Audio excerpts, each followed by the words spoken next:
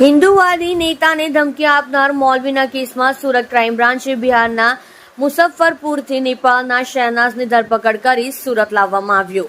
સુરતમાં હિન્દુવાદી નેતાને ધમકી આપનાર મૌલવીની ધરપકડ બાદ આ સમગ્ર કેસમાં પાકિસ્તાન કનેક્શન સામે આવ્યું છે।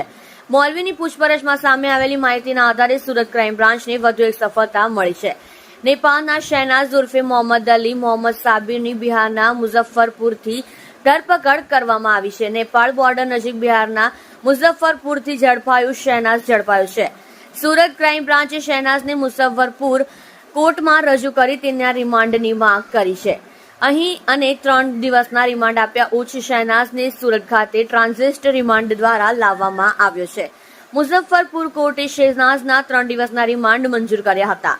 રિમાન્ડ દરમિયાન શહેનાઝની પૂછપરછમાં હજુ નવા ચોંકાવનારા ખુલાસા થવાની શક્યતા છે। આરોપી શહેનાઝને Surat crime branch police Surat લઈ આવી।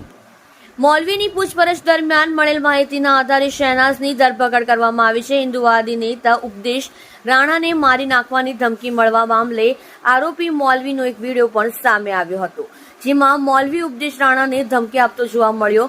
સાથે વિડીયોમાં ઉશ્કેરાયેલા મૌલવીનો પાકિસ્તાન પ્રત્યેનો પ્રેમ પણ જોવા મળ્યો। મૌલવીએ યુટ્યુબ પર વિડીયો અપલોડ કરી હિન્દુ નેતાને મારી નાખવાની ધમકી તથા પાકિસ્તાન વિરુદ્ધ બોલવા બાબતે અપશબ્દ ભાંડતો વિડીયો અપલોડ કર્યો હતો। સમગ્ર મામલે હાલ સુરત ક્રાઇમ બ્રાન્ચ વધુ તપાસ હાથ ધરી। ગઈ તારીખ 4ના રોજ સુરત ક્રાઇમ બ્રાન્ચ દ્વારા કઠોરના એક મૌલવી મોહમ્મદ સોહેલ અબુબક્કર ટિમોલને ચોક બજાર વિસ્તારમાંથી પકડવામાં આવ્યો હતો એક બાતમી આધારે, જેની પૂછપરછ દરમિયાન અને જેના મોબાઈલના ડેટા જોતા એક નેપાળ અને એક પાકિસ્તાનના નંબર સાથે સતત સંપર્કમાં હતો સોશિયલ મીડિયા દ્વારા।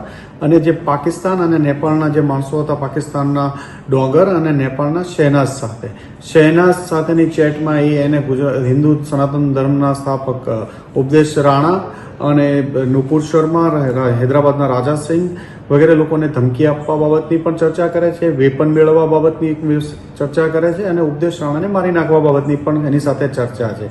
આ નેપાળનો જે નંબર હતો શહેનાઝ નામના એક માણસ વાપરતો હતો, જેની પોલીસની તપાસ દરમિયાન આ નંબર મુઝફ્ફરપુરમાં એક મોહમ્મદ સાબિર નામના માણસ ઉપયોગ કરતો હોવાનું હતું, જે આધારે ક્રાઇમ બ્રાન્ચની એક ટીમ મુઝફ્ફરપુર બિહાર પોલીસને સાપેલી એક ઓપરેશન હાથ ધરી કાલે એમને ત્યાંથી પકડી પાડવામાં આવ્યા છે અને 3 દિવસના ટ્રાન્ઝિટ રિમાન્ડ લઈ ટીમ આજે સુરત પહોંચી છે।